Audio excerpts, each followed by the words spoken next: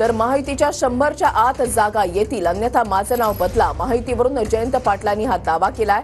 तर विधानसभेला महायुतीच्या 100 पेक्षा कमी जागा येतील, नाना पटोलेंनी हा दावा केलाय।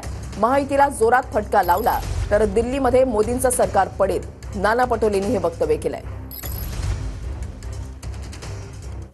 मला माहित होतं देवदत्त निकम काय होतं ते, पण पडू शकतं।